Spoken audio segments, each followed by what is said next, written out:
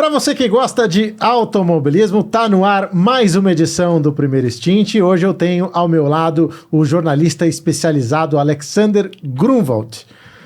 O Grunwald, para quem não conhece, passou aí 13 anos dentro do Grupo Globo, onde também atuou aí no automobilismo, né, cobrindo diversas categorias, inclusive produzindo o programa Linha de Chegada, que durante muitos anos foi a principal mesa de debates do esporte a motor no Brasil, e está há 5 na Vicar, na Stock Car. Todo aquele conteúdo que você consome na internet sobre Stock Car passa pelas mãos deste rapaz, que não é mais tão rapaz assim, mas não vamos entrar nisso logo de cara, né? Tudo bem, Grum? Como é que tá? Beleza, querido. Pô, estamos rodados, felizmente, né, cara? Envelhecer é um privilégio, né? Exato. A gente tá aí há muito tempo nessa estrada, fazendo conteúdo. Você também é outro que engana bem. Eu tenho provas, eu já vi você em 2000 e pouquinhos. Sim. Ali, envolvido com GP de Fórmula 1 e tudo mais. Graças a Deus estamos aqui com muita história para contar. Muita história bacana para contar, cara, e muito conhecimento de automobilismo também que você tem de sobra, e por isso que eu queria te ouvir, principalmente sobre o seu trabalho hoje na Vicar. Você está, entre outras categorias, com a própria Fórmula 4, onde você, além de produzir conteúdo, também é o comentarista. Qual foi a mudança de patamar do automobilismo brasileiro ao ter a Fórmula 4, ao ter um campeonato de base, e o que você espera dela daqui para frente? Bom, a Fórmula 4 ela chegou para, primeiro, preencher uma lacuna da falta de categorias de base para a molecada que pensa em categorias de topo, como Fórmula 1 e outras, né? A gente sempre fala rumo à Fórmula 1, mas a Fórmula 1 é aquele pontinho da pirâmide, aquele topo da pirâmide lá que vai chegar muito pouca gente, e muita gente boa não chegou. Sim. Né? A gente tem N exemplos aí, por exemplo, o Gil de Ferran, o cara que poderia tranquilamente ter corrido na Fórmula 1, venceu em Indianápolis, foi campeão da Indy, outros pilotos que foram para Le Mans e tudo mais, mas enfim, faltava uma categoria que de fato formasse o pessoal para ir para essas categorias de topo. E aí o lance é que o grande divisor de águas da Fórmula 4 Brasil é que ela é chancelada pela FIA. O que isso significa? Que a gente tem aqui no Brasil uma similaridade de equipamento com qualquer Fórmula 4 do planeta. Então, se o piloto vai correr na Europa, na América do Norte, na Oceania, na Ásia, o equipamento ele é homologado dentro de um mesmo padrão.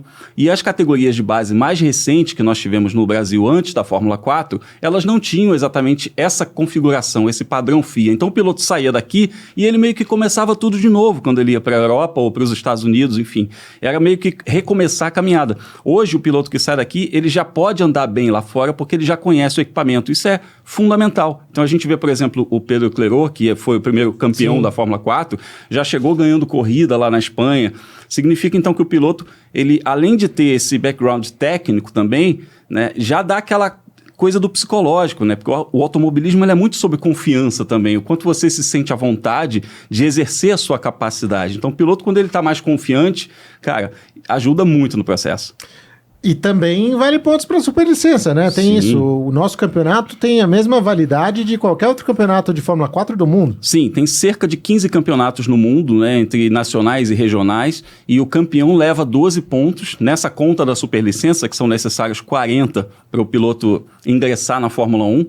Então, o piloto que é campeão da Fórmula 4 leva 12, mas não só o campeão, né? Essa pontuação ela vai decrescendo. Se não me engano, ali até os 8 primeiros recebem pontos para essa superlicença, que aí vai para a Fórmula 4 lá fora, para a Fórmula Regional, Fórmula 3, Fórmula 2, até ele chegar na Fórmula 1.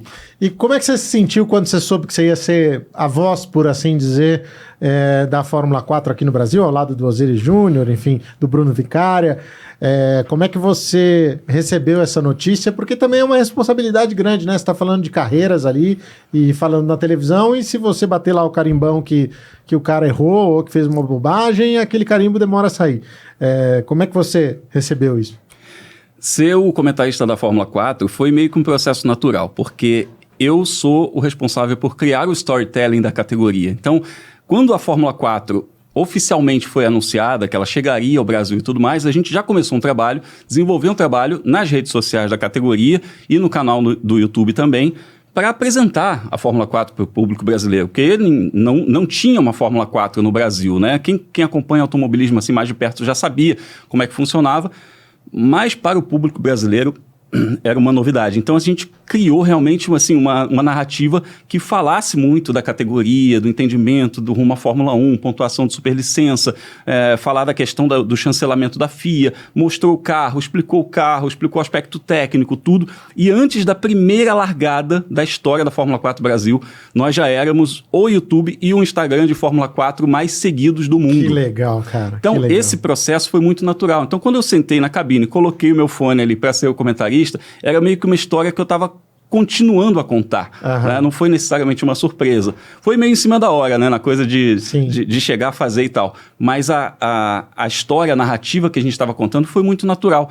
Tanto que foi naquele momento que a gente começou, de fato, a falar de pilotos. A gente não tinha falado de pilotos até então. A gente passou 6 meses nas plataformas oficiais falando da categoria, da FIA, da pontuação de superlicença, do carro, do aspecto técnico, fornecedores e tudo mais, para explicar ao público isso, né? A gente começou a falar de piloto quando, de fato, as corridas começaram.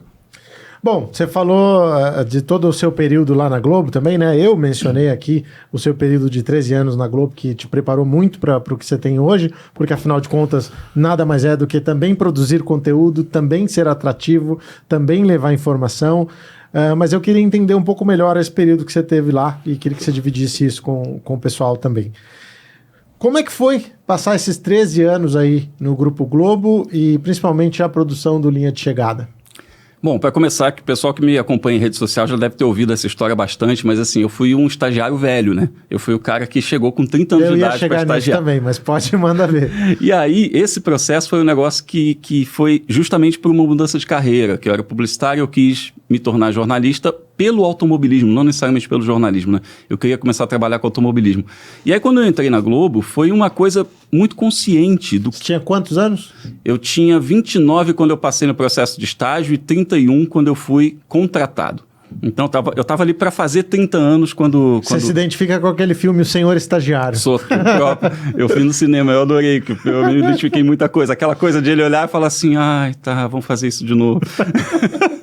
Mas assim, foi um processo legal porque eu fui muito consciente, né? Tudo que eu fiz lá dentro foi muito consciente porque eu queria fazer algo relacionado ao automobilismo e para a minha vida, né? Para mim, eu queria que a minha carreira mudasse nessa direção. Então, quando eu entrei na Globo, foi uma coisa muito assim não é o que será que eu vou fazer? Eu sabia o que eu queria fazer, sabia onde eu queria chegar, sabia quais eram as pessoas com quem eu tinha que falar. Então, eu me tornar de cara o produtor do programa do Reginaldo Leme foi uma coisa assim de falar pro cara que 1 ano e meio antes mudou a vida inteira para virar estagiário, falar para ele, amigão, deu certo, cara. Deu certo logo de cara. Então, assim, esse processo de virar o produtor do Reginaldo Leme. E depois, assim, a gente vai fazendo um monte de coisa, né? Sport TV, Globo.com, Jornal Nacional, Esporte Espetacular. Passei por muito lugar lá dentro e sempre fazendo uma coisa didática, né? Eu tenho muito essa preocupação da gente fazer conteúdo didático para quem está pegando pela primeira vez. Porque muita gente... né, tá vendo aquilo pela primeira vez. Sim. Não importa se é uma transmissão, se é um programa. E se você começar a falar ali engenheirês ou alguma coisa desse tipo, cara, talvez o cara mude de canal e nunca mais volte. Então, eu sempre tive essa preocupação de falar pro espectador de uma maneira didática. E eu acho que isso que é o tom do meu trabalho, né, nesses 13 anos dentro da Globo. Cara, e como é que era trabalhar com os pica aí? Porque eu acho que, além do próprio Reginaldo, você teve Galvão, Kleber, caras que você cruzava ali que trocava informação, que era importante para eles também. Como é que era tudo isso e como é que é ganhar a confiança de alguém que tem tanta estrada a mais do que você, do que eu, do que a gente quando começa? Cara, tem muitas histórias assim, né? É um clássico quando você trabalha na Globo que o Galvão olha para você e fala assim, ô garoto! E aí te chama, vem cá! E aí você vai ver alguma coisa, fazer alguma coisa, tal, porque tipo, ele confia que você vai ser um cara que vai resolver aquilo para ele. Mas eu tenho uma passagem com o Regi, que eu tinha, sei lá, 2 meses de São Paulo, né? Porque eu saí do Rio, eu estagiei no Rio de Janeiro e eu vim morar em São Paulo aqui para fazer a produção do Linha de Chegada. E o Regi chegou para fazer um jornal nacional e ele pegou, escreveu o texto e tal, ele chegou, Grum, vem cá. Aí eu dei a volta na mesa, olha isso aqui, vê se tá bom. Aí eu olhei, automático assim, você olha, aí eu bati o olho, eu falei, Jornal Nacional, comentário, aí eu olhei pro Reginaldo, aí eu falei, você tá de brincadeira comigo? Né? Eu vou validar o seu comentário do Jornal Nacional. Aí ele falou, por quê? Eu falei, pô, Regi, você é o Reginaldo Leme, isso aqui é o seu texto do Jornal Nacional, você vai perguntar pra mim se tá legal. Aí ele, não, vê aí, vê se você muda alguma coisa. Mudei. Troquei 2 coisas ali, ele adorou e tal, e foi ao ar do jeito que eu mudei. Então, assim, essa coisa tem que ser natural, cara. Tem que ser natural. Não é uma coisa você, de repente, olhar e falar, nossa, é o fulano, é o Galvão, é o Reginaldo. Cara, são profissionais. E isso vale também para quem você está se relacionando enquanto jornalista. Então, nossa, o piloto tal, ele está trabalhando também. Entendeu? Tipo assim, por mais que você considere ele, um cara fora de série e tal, ele está trabalhando, você está trabalhando quando vocês têm essa relação. Talvez, sei lá, vocês encontraram na praia, trocam uma ideia, beleza, outra história. Mas quando vocês estão os dois no autódromo, os dois têm uma função bem definida, né? E se você mantém a naturalidade, cara, tipo, você ganha a confiança do cara. Eu acho que esse é o ponto principal, né? Muita gente chega meio deslumbrada, assim, de, nossa, você viu? O Rubinho falou comigo. Pô, cara, é isso, você tá usando o tempo dele, né? E se você usar o tempo dele da melhor maneira possível, pô, cara, todas as vezes que você precisar do tempo dele, vai ser um processo natural. Ele vai falar, ok, esse cara não gasta meu tempo à toa. E aí ele vai te atender. Então, essa relação foi muito fácil para mim, talvez por causa da idade, porque eu já tinha ali 30 anos, 31 anos de idade. Eu não era um moleque, né, quando eu cheguei. Eu não era um cara deslumbrado. Eu nunca fui deslumbrado. A primeira vez que eu fiz um GP de Fórmula 1, credenciado pela Globo e tal, eu estava com 31 anos de idade. Então, por mais que fosse meu primeiro GP de Fórmula 1, por mais que eu olhasse, caramba, é a Fórmula 1, eu falei, pô, legal. Né, o que a gente precisa fazer? E fui e trabalhei igual um louco. Então, assim, eu nunca deslumbrei. Eu acho que esse é o ponto principal para quem lida numa estrutura tão grande feito a Globo, ou feito outras emissoras, enfim, categorias. Pô, cara, outro dia, o Rodolfo Siqueira, que é o coordenador de imprensa, com a gente, aliás, grande figura, né? Ele falou para mim e para Letícia, a gente estava viajando de carro para o aeroporto, né? E ele falou assim, você já reparou que, pô, só tem um Rodolfo, só tem um Bruno, só tem uma Letícia nesse posto aqui? Tipo, isso é uma coisa que bateu assim, que eu falei, nossa... Pois é, né? Aquela coisa, assim, há outras categorias e tal, mas assim, qual é a maior categoria do Brasil? Qual é a maior categoria da América do Sul? Assim, a pessoa que cuida dela na imprensa sou eu, a pessoa que cuida dela né, na parte de conteúdo é você, a apresentadora é você e tal. E aquilo me bateu, assim, eu falei, nossa, assim, cara, você não para pensar nessas coisas, sabe? Tipo o tamanho da responsabilidade, você tem que ter consciência.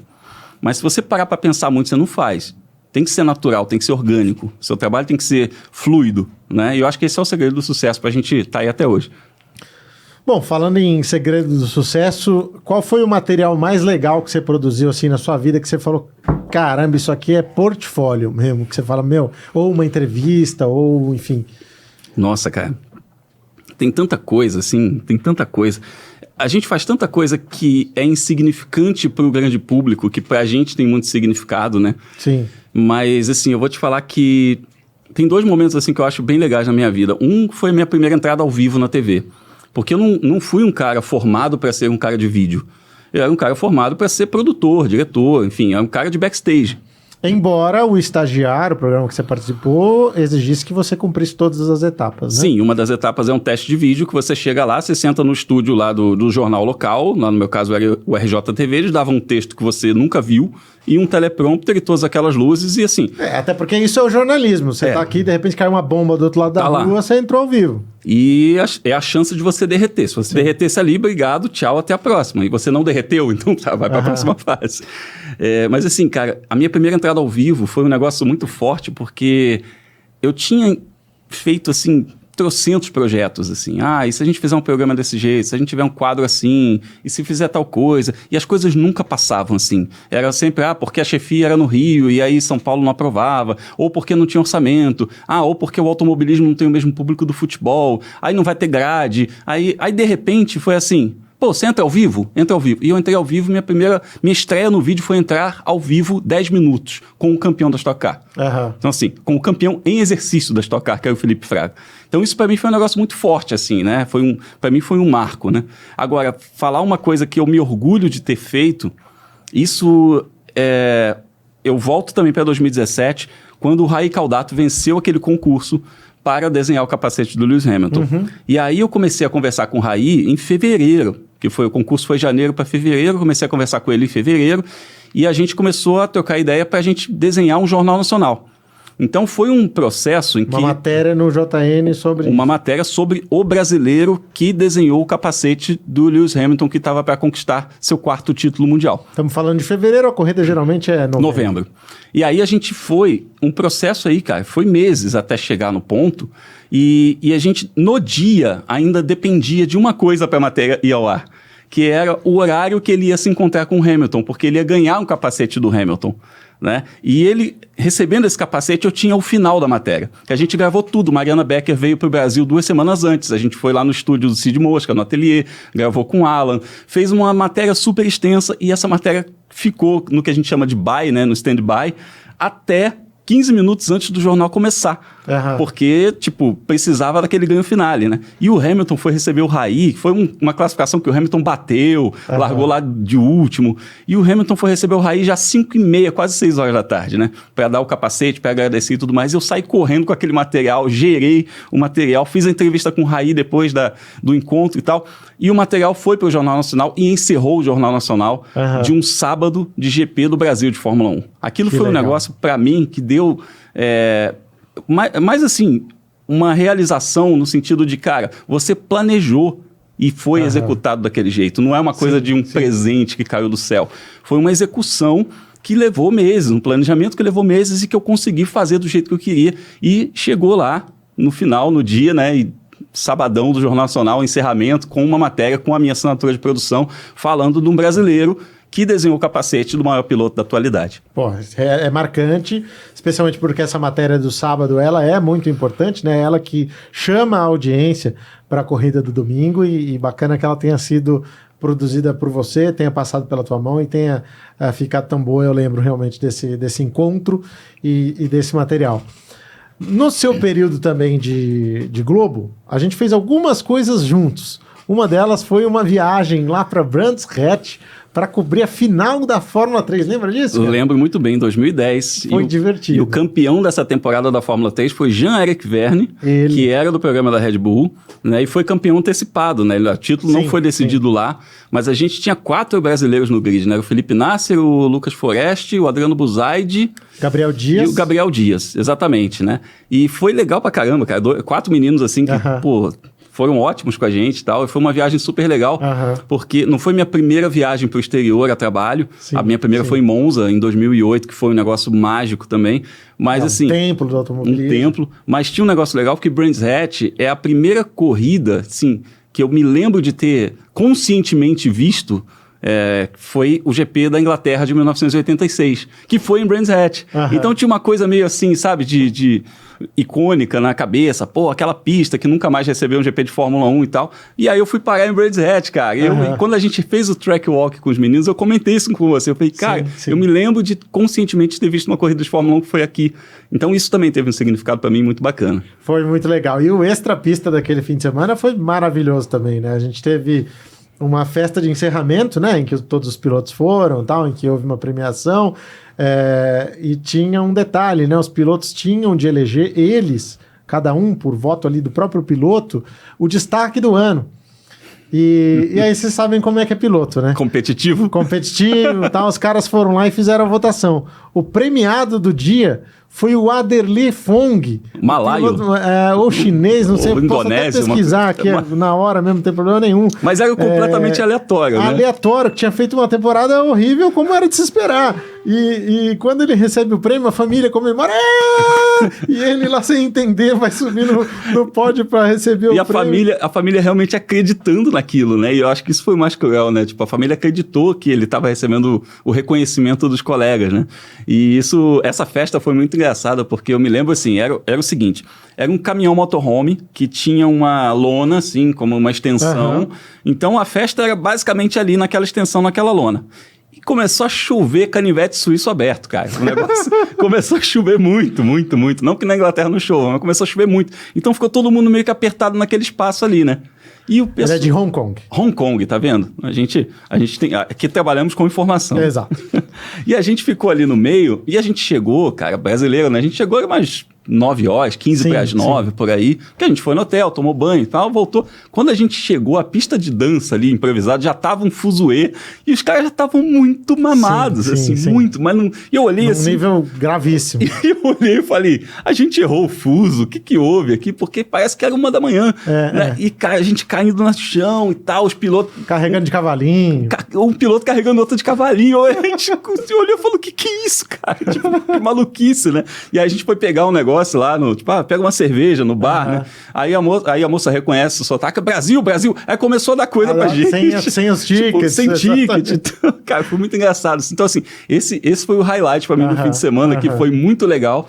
A gente fez uma baita cobertura pro Sport TV, rendeu ali, sei lá, umas 12 matérias, né? A gente levantou isso depois, a gente fez umas 12 matérias diferentes, assim, além do factual do fim de semana. Você pegou o filho do Rio lá para entrevistar, o Josh Hill. Sim. Muita coisa legal. Foi muita coisa legal que a gente fez e, assim, cara, foi um aproveitamento de material muito grande, assim. E aí, no final, a gente ainda teve essa festa em que a gente ficou, sem brincadeira, a gente ficou deslocado porque a gente ficou com vergonha de tanto que os caras estavam fora da casinha já. E, tipo assim, eu lembro de uma muito boa, que o cara, eles tinham uns acessórios, assim, de plástico, né, cordãozinho, uns negócios que piscavam, florzinha. Aí chegou um com um chifre piscando, assim, pra botar na sua cabeça.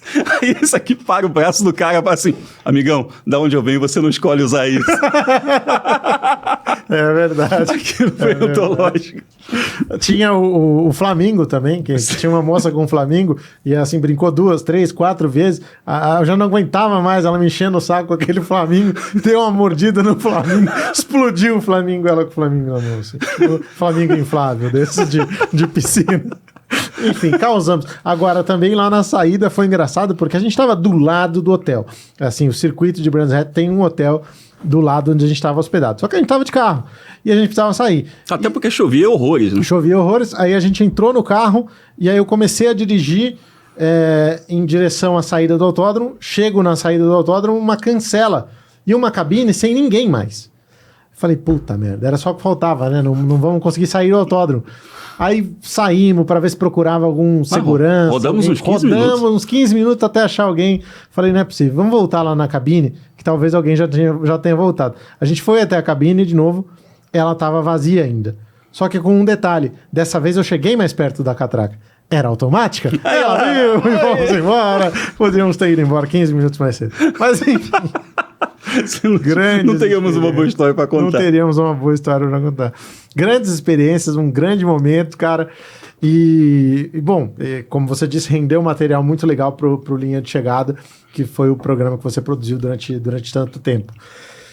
Você também foi comentarista no Sport TV, de algumas categorias. O que você fez lá? Cara, no Sport TV, como comentarista, eu fiz Mundial de Endurance. Eu fiz 2 edições das 6 horas de São Paulo, o atual WEC. Já era o WEC, né? Porque eu fiz pela Globo.com algumas etapas, viajei inclusive para Silverstone para fazer. Fiz algumas etapas do Mundial de Endurance incluindo 2 edições das 6 horas de São Paulo. Fiz muita Porsche Cup. Fiz o antigo GT3 Brasil também. Sim. Né? Fiz algumas categorias, cara. Foi legal, assim. Foi uma época bacana, né? Só que tinha um problema, né? Eu vim morar em São Paulo para trabalhar com automobilismo, porque não tinha automobilismo no Rio. Mas não tinha cabine de transmissão e tal. Em São Paulo, era tudo feito no Rio. Então, cada vez que eu ia fazer uma transmissão, eu tinha que viajar para o Rio. Então, essa logística começou a ficar complicada, começou a ficar cara também, né? Sim. E aí, em determinado momento, eu parei de fazer. Né? Mas eu fiz até 2018. A última que eu fiz no Sport TV foi 1 mês antes de eu sair, 2 meses antes de eu sair, que eu fiz uma Porsche Cup em Interlagos. Sim, me lembro. Estava lá contigo também, eu fazendo pelo streaming da categoria e você pelo Sport TV. Isso, fiz Fórmula 3 também, enfim, fiz algumas categorias lá.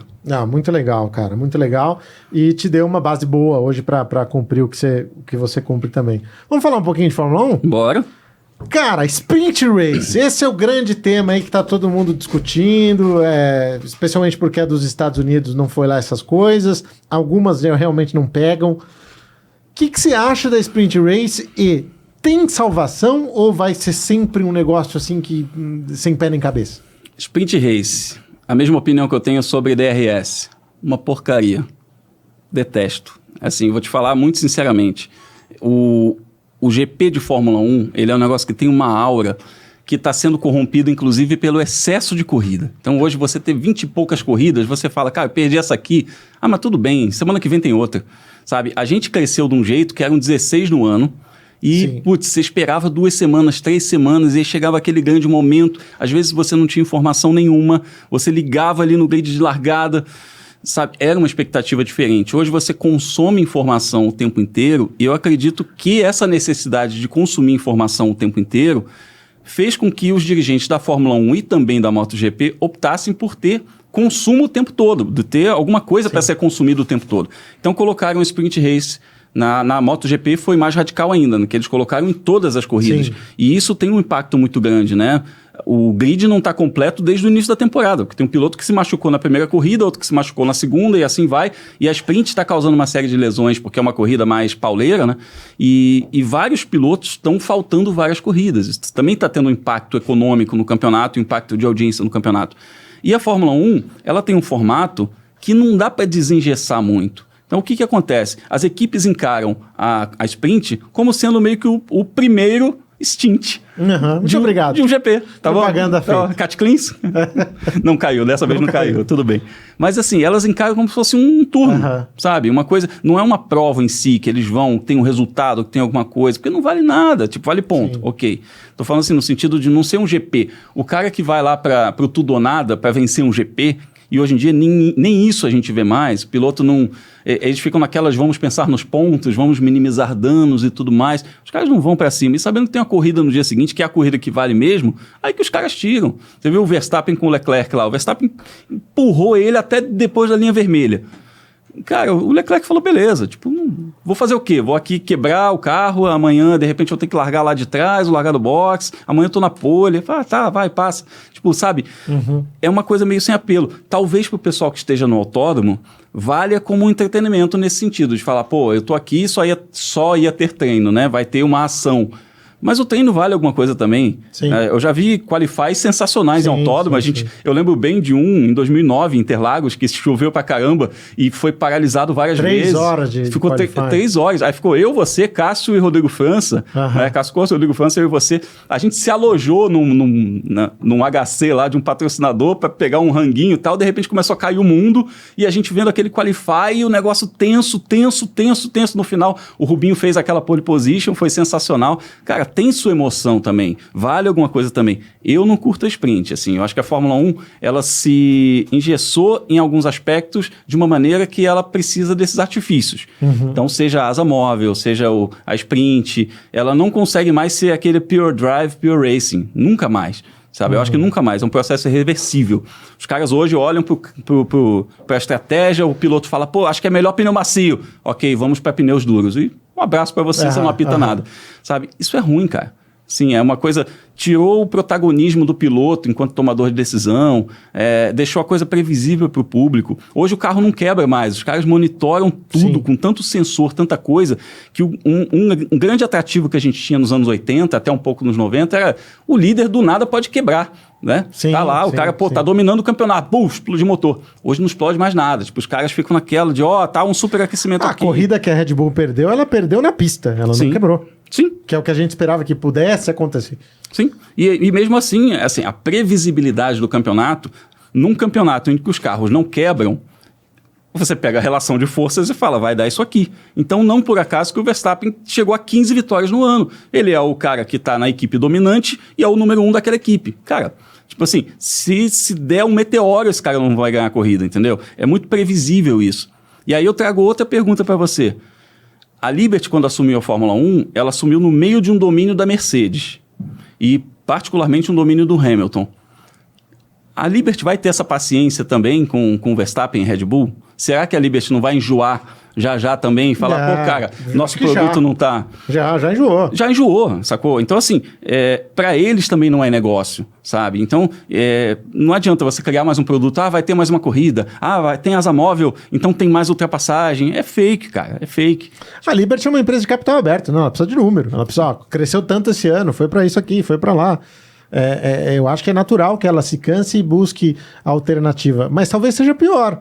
Porque se buscou alternativa com a sprint que não foi tão legal, eu vou dizer o que eu penso. Eu gosto da sprint, mas não no formato que ela tá. Eu gosto do formato sprint. Então a Fórmula 2 tem sprint, a Fórmula 3 tem sprint, mas a sprint ela é tratada como uma prova importante, como uma prova coisa independente, que vale uma ponto, prova que vale vitória, que vale, exato, que vale vitória, que vai para as estatísticas.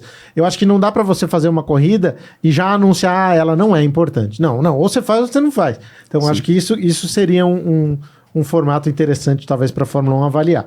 A Fórmula 2 faz isso com a inversão do grid no sábado, que eu acho muito interessante. Sim. Eu sou um grande crítico de grid invertido também, tá? Além de DRS e de sprint, eu sou um grande crítico de grid invertido. E o formato que a Fórmula 2 faz é muito interessante, porque o grid invertido, ele é a partir do que foi conquistado no Qualify.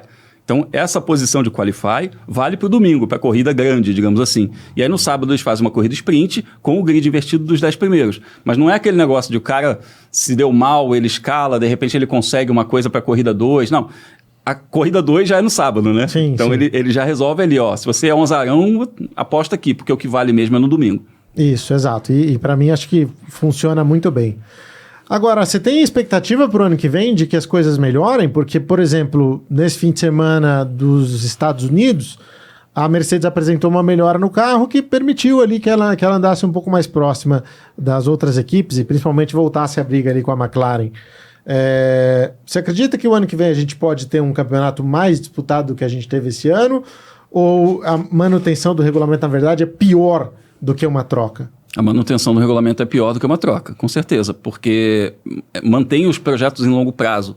Então, o que as equipes fazem hoje em dia está muito ligado a conceito. Então, a Mercedes ficou agarrada 2 anos num conceito ali que não deu certo, do zero pods, né? E seria... Zero pods, zero points. Zero points. E não estava na cara que aquilo não ia dar certo. Mas, assim, alguém que já ganhou muito lá dentro deve ter virado para o Toto Wolff e falar assim, chefe, eu fui autor disso e disso. Ó, 5 campeonatos aqui. Confia que vai dar certo. Aí ele deu aquele voto de confiança. Mas no meio do ano estava na cara que aquilo não ia dar certo.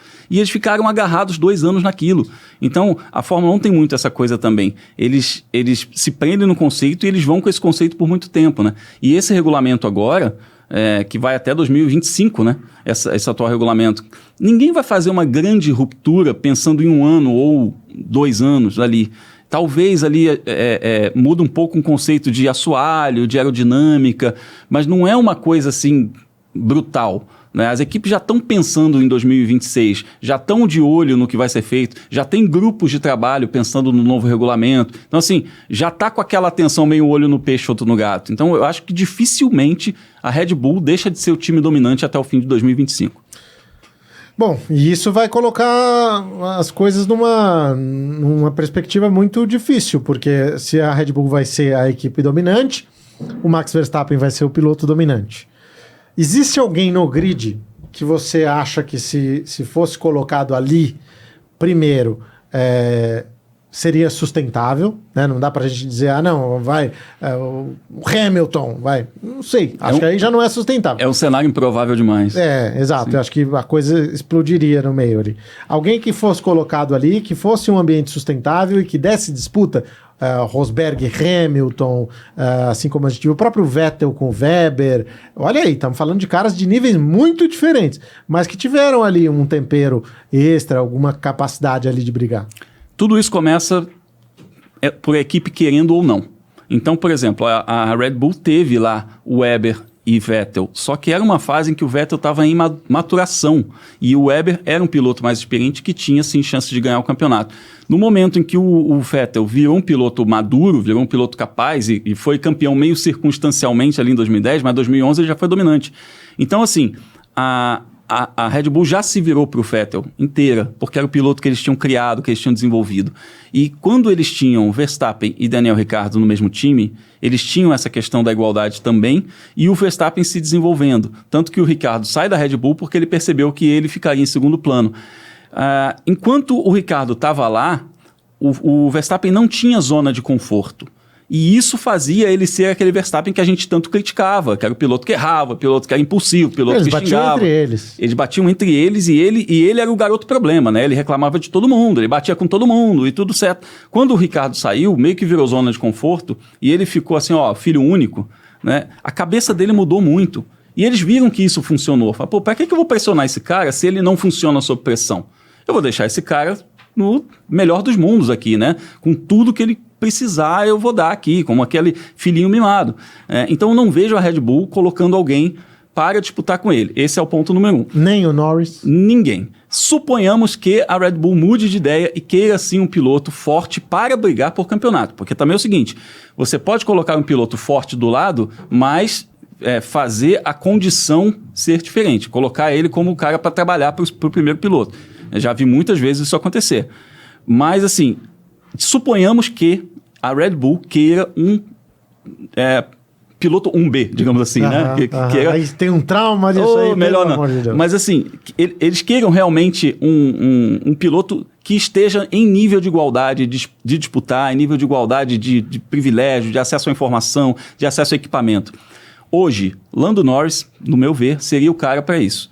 Pelo nível de maturidade que ele já tem, é um cara que já fez 100 corridas, pelo envolvimento que ele tem com o desenvolvimento do carro e tudo mais, e por não estar tão ligado assim como outros caras. Por exemplo, George Russell é um cara para essa vaga? Sim, mas é um cara que está na linha da Mercedes ali. Hamilton vai parar daqui a 2 anos no máximo. E ele é o cara para assumir esse lugar. Olha o corte, hein? Hamilton para em 2 anos. Bomba. E aí você tem o próprio Hamilton. O Hamilton não vai para lá, por exemplo. Então, assim, o Russell poderia ser essa vaga? Poderia, mas o Russell tem um cenário diferente para ele. Então, tem vários pilotos que hoje não se enquadram nesse tipo de coisa. Um Leclerc, por exemplo. O Leclerc é muito mais jogo ele ter uma equipe que trabalhe para ele, sendo o primeiro piloto mesmo. Tipo assim, uma equipe que desenvolva um carro para ele, pensando nele, e não ir lá bater roda com o Verstappen a essa altura do campeonato. Então, assim, dificilmente a gente vai ter um cara no mercado para isso. Mas se tiver, para mim, esse cara é o Norris. Entendi.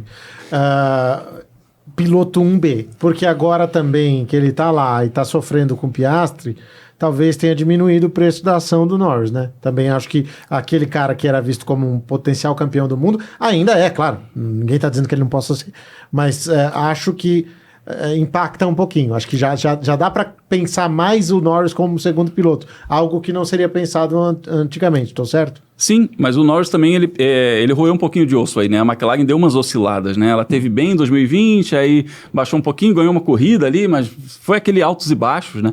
E começou o ano muito mal. A gente viu o início de ano da McLaren e a gente achou que a McLaren ia terminar ali entre as 4 últimas equipes e de repente ela está brigando entre as 4 primeiras. Sim. E felizmente, né? Porque é legal ver a McLaren no topo. É uma equipe que tem história e não só por isso, é uma equipe organizada, uma equipe grande e com pilotos bons. Então é legal ter essa equipe andando lá na frente. Mas o Norris, obviamente, ele sabe da qualidade do Piastri, né? Não é uma novidade para ele. Ele é um garoto que ganhou Fórmula 3 no primeiro ano, Fórmula 2 no primeiro ano, sabe? É um cara que sempre teve ali tido como um fenômeno das categorias de base, como o Lando Norris também foi, né? Só que o Lando pegou uma geração muito forte, né? Foi rival do Russell na Fórmula 2, né? Foi rival do Russell na Fórmula 2, na Fórmula 3, eles correram juntos, assim, eles vêm de uma crescente, né? Naquele ano subiu o Russell, o Norris e o Albon, né? Primeiro, segundo, terceiro do campeonato da Fórmula 2. E foi o primeiro vice do Norris, porque o Norris veio campeão de tudo. Ele ganhou lá a Fórmula Renault, ganhou GP3, ganhou tudo que ele disputou, até essa Fórmula 2 que ele perdeu para o Russell. Então ele também tem um pouco dessa coisa de estar mordido para o Russell, que também é britânico, né? Mas óbvio que o Piastri hoje é o maior rival do Norris, né? Se você coloca essa história de que o primeiro concorrente que você tem é o seu companheiro de equipe, né? Aquele que você pode de fato balizar tudo. Hoje o Piastri é sim a pedra de sapato no Lando Norris. Você já entrevistou ele, né? Eu lembro de um material no seu canal com o Lando Norris. Como é que foi? Ele é um cara bacana? Super bacana, assim. O Lando é um menino, né? Ele é aquele cara... Sabemos. A noite de São Paulo conhece.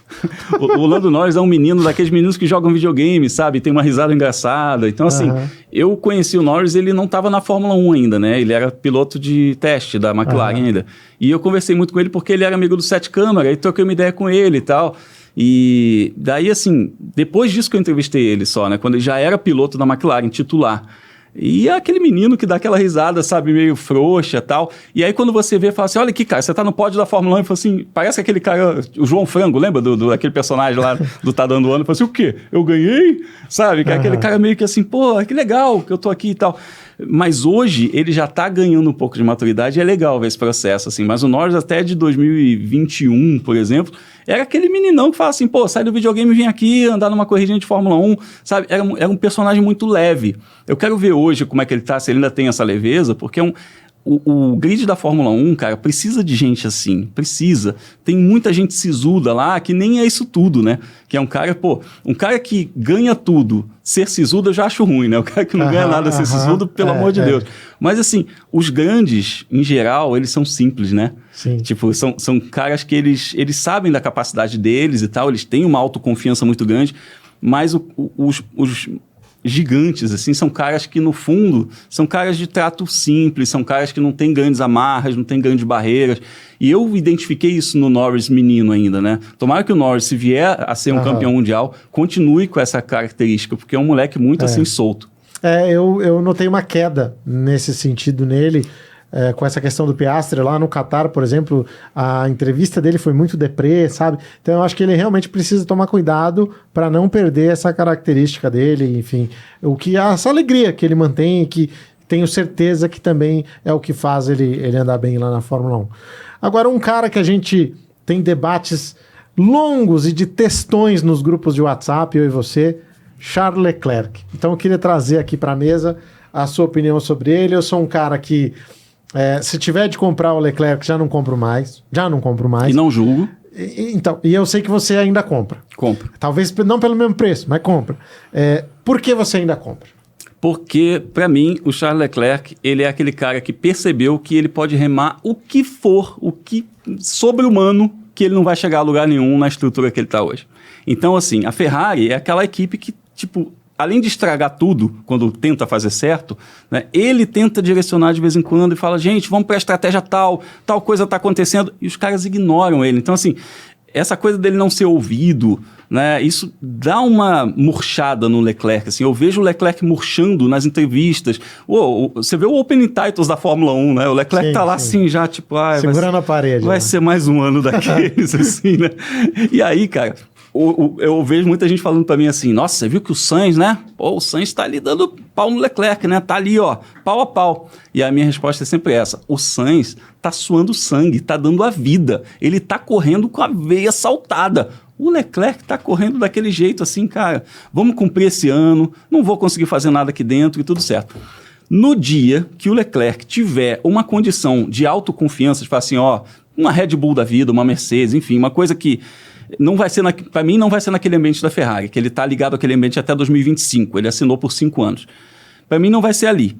Se ele tiver uma equipe que chegue nele e faça as coisas do jeito dele, e que ele tenha a confiança de ser o championship contender, como a gente fala, aquele cara que vai para brigar e vai para o pau, eu acho, sinceramente, que a gente vai ver outro Leclerc, não esse piloto que está hoje em dia no grid da Fórmula 1, correndo daquele jeito, sabe, meio táxi, né? Para mim, ele está correndo burocraticamente, ele não está aplicando 30% da capacidade que ele tem hoje em dia na Fórmula 1.